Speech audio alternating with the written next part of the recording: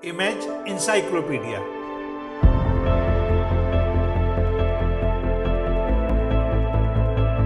जानकारियों और जिज्ञासाओं की अद्भुत दुनिया।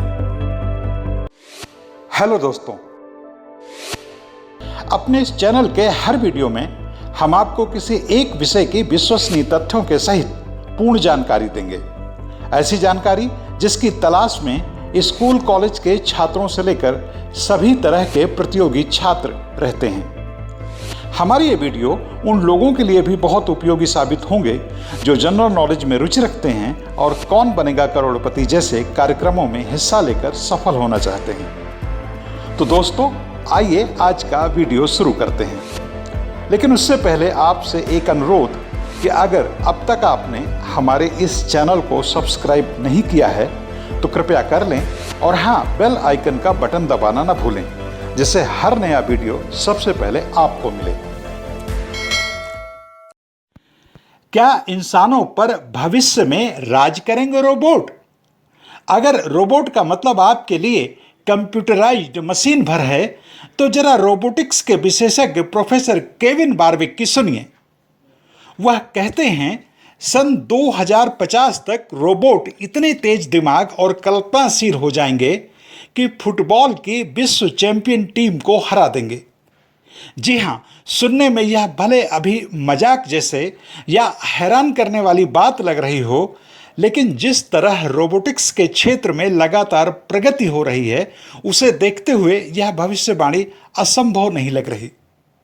गौरतलब है कि आयरिश मूल के प्रोफेसर वॉरविक वह पहले इंसान हैं जिन्होंने 1998 में दुनिया के पहले साइबोर्ग यानी मशीनी मानव बनने की तरफ गंभीरता से कदम बढ़ाया था, क्योंकि उन्हीं का ही नहीं बल्कि रोबोटिक्स के कई दूसरे विशेषज्ञों का भी मानना है कि कृत्रिम बुद्धि वाली मशीनें भविष्य में इंसान से बेहतर और तीव्रतर सोचेंगी।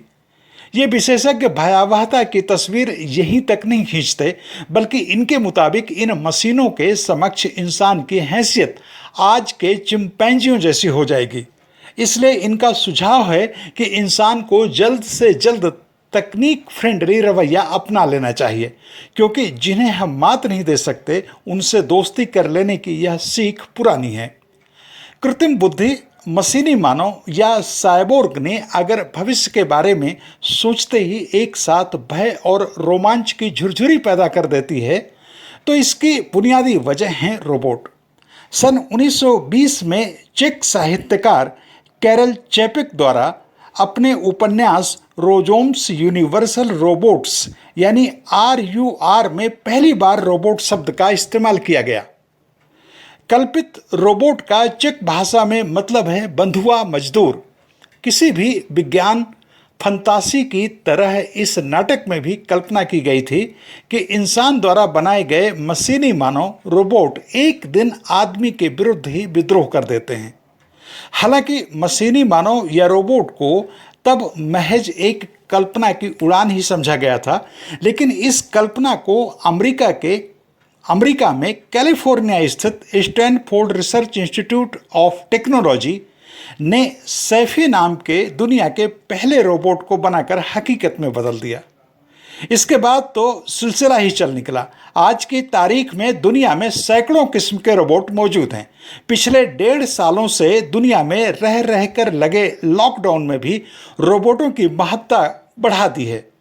पिछले लॉकडाउन से पहले तक भारत में बहुत कम ऐसे रेस्तरां थे जहां प्रतीक के तौर पर भी रोबोट रहे हों, लेकिन कोरोना महामारी के दौरान हुए लॉकडाउन 1 में ही इंसानों की आपस में दूरी बहुत ज़्यादा बढ़ गई।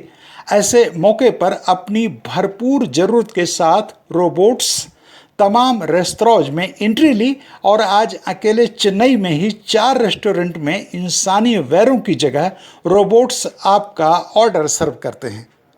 आज दुनिया में ऐसे रोबोट्स आ चुके हैं जिनमें 12 से 14 साल तक के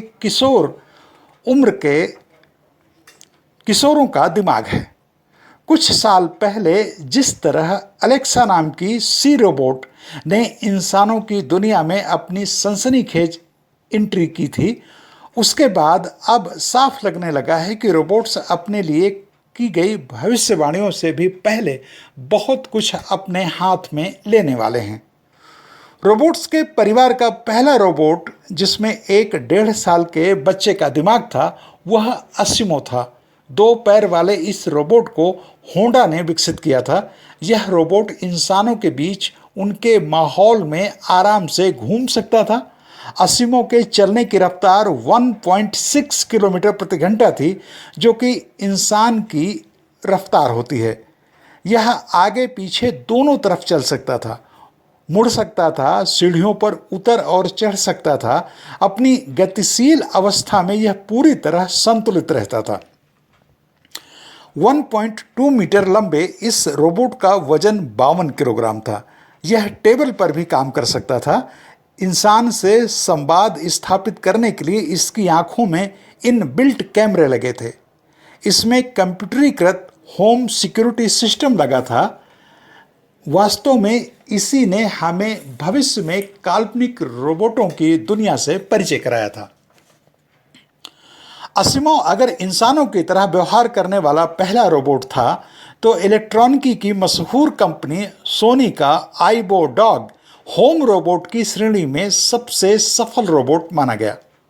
यह तकनीक और कृत्रिम बौद्धिकता की अद्भुत मिसाल था। इसमें नाक की जगह विशेष कैमरा और कानों की जगह 2 माइक्रोफोन लगे थे। बोलने के लिए इसके मुंह में एक स्पीकर लगा था। इस रोबोट की बौद्धिकता दरअसल एक अत्याधुनिक कंप्यूटर से संचालित होती थी। इसके सिर और आंखों पर टच सेंसर लगे थे। इन्हें स्पर्श करते ही यह बोलता था। आइबो की सबसे बड़ी खूबी यह थी कि आप जो पूछते थे उसका जवाब यह खुद अपने विवेक से देता था। दूसरे शब्दों में यह भी कह सकते हैं कि यह एकदम असली जैसा कुत्ता ही था। इससे भी ज़्यादा दिलचस्प तथ्य यह था कि आइबो को डिजाइन करने के पहले कई लोगों से कुत्तों के बारे में उनके अनुभव लिए गए थे। उसी के आधार पर आइबो का मूड भी बदलता रहता था। अगर इसकी बैटरी खत्म होने लगती थी तो यह उसे खुद ही चार्ज कर लेता था। आज भी आइबो हैं, लेकिन अब उससे बहुत आगे के यानी उन्नत आइबो आ गए हैं। कुछ साल पहले एक और क्रांतिकारी रोबोट आया था, आइरोबी। इसमें ई लर्निंग टेक्नोलॉजी का इस्तेमाल किया गया था। बीपर के माध्यम से इसे इसके मालिक अपने पास बुला सकते थे। इसमें बिल्ट अप बम्पर और सरफेस सेंसर लगा था, जिनकी वजह से यह खुला घूम सकता था। यह एलईडी, एलसीडी स्क्रीन और वॉइस के लिए इंसान की तरह ही भावनाओं को व्यक्त करता था। आइरोबी खुशी, दुख, उदासी, डर, अप्रसन्नता जैसे भाव व्यक्त करता था। रिमोट कंट्रोलर के जरिए आप इसे निर्देश दे सकते थे। वॉइस रिकॉग्निशन के लिए इसमें इंजन लगे थे। इसे चार्ज होने में 3 घंटे का समय लगता था, लेकिन ये तमाम गतिविधियां प्रोग्राम्ड होती थीं। हाल के सालों में जिन कई रोबोट्स की उपयोगिता सबसे ज़्यादा साबित हुई है, उसमें फ्लो रोबोट या नर्स रोबोट हैं। यह बेहद पर्सनल किस्म का रोबोट है, जिसमें 2 ऑन बोर्ड कंप्यूटर होते हैं। ये आपस में वायरलेस इंटरनेट लिंक के जरिए आपस में जुड़े होते हैं। इसकी आंखों में टच सेंसिटिव कलर डिस्प्ले होता है और कैमरे लगे होते हैं, जिसकी वजह से यह लोगों को पहचान सकता है, हाय हेलो कर सकता है और वृद्ध तथा बीमार लोगों को समय से दवा लेने के लिए याद दिला सकता है। मगर यह सब पहले से प्रोग्राम्ड चिप की बदौलत ही होता है। स्वतंत्र रूप से निर्णय लेने का इसमें विवेक नहीं है। सुपर मानव की कोशिश को साकार करने में जुटे रोबोट्स की श्रृंखला का एक और महत्वपूर्ण रोबोट है फरवी। यह रोबोट प्लास्टिक, फर, वायर और कंप्यूटर चिपों से बना है और इसे टाइगर इलेक्ट्रॉनिक्स ने डिजाइन किया है। इस रोबोट के दिमाग में कंप्यूटर लगा है। इसी से यह बोलता है और इसी कंप्यूटर से इसकी मोटर चलती है। इसमें इंफ्रारेड सेंसर और एक फोटो इलेक्ट्रिक सेंसर लगा है, जिसकी बदौलत यह रोबोट्स में भी चल सकता है। सिर्फ चल ही नहीं, काम भी कर सकता है। यह 12.7 सेंटीमीटर लंबे खिलौने जैसा लगता है और नकली आवाजें भी निकाल लेता है। भारी भरकम दैत्याकारों की कल्पना वाले लोगों के बल की क्षमता से काम करने की कल्पना जिस रोबोट्स के साथ जोड़ी गई है वह है तमुस्क 4। यह रोबोट 1.2 मीटर लंबा है और इसे PHS नेटवर्क के माध्यम से संचालित किया जा सकता है। यह जोखिम भरी जगहों में भी काम कर सकता है। इसका वजन 98 किलोग्राम है। यह रोबोट्स एक कंप्यूटर और सेल फोन के जरिए संचालित होता है। ये दोनों इसमें लगे होते हैं। इसे रिमोट द्वारा संचालित भी किया जा सकता है। इस तरह पिछले कुछ दशकों के अंदर अलग अलग तरह के दर्जनों रोबोट्स विकसित किए गए हैं। ऐसे में यह असंभव सी बात नहीं लगती जो रोबोटिक्स के विशेषज्ञ केविन वॉरविक कहते हैं कि एक दिन इंसान घरों, खेतों, खलिहानों और कारखानों के जोखिम भरे काम कर रहा होगा और रोबोट आराम फरमा रहे होंगे। दोस्तों, आपको यह वीडियो कैसा लगा हमें कमेंट करके जरूर बताएं और यह भी बताएं कि आपको किस तरह का वीडियो देखना पसंद है। हम आपकी पसंद के मुताबिक भी वीडियो बनाएंगे। इस वीडियो में शोध, आलेख और स्वर मेरा यानी लोकमित्र गौतम का था।